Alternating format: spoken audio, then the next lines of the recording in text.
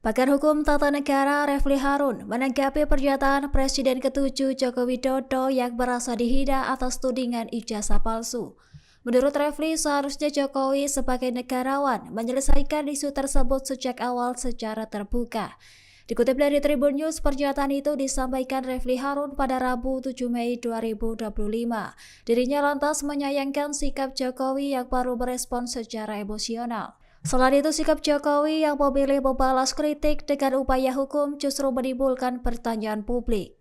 Sementara itu, Refli merasa heran lantaran seorang negarawan tega menilai para pengkritik seperti Roy Suryo dan Dr. Tifa sebagai musuh politik.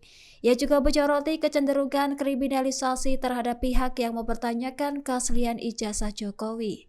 Di sisi lain, Refli juga menyinggung para pengkritik bukanlah musuh politik, melainkan hanya warga yang bersuara. Meski demikian, Refli menekankan bahwa penyelesaian bisa dilakukan melalui transparansi bukan dengan pelaporan hukum.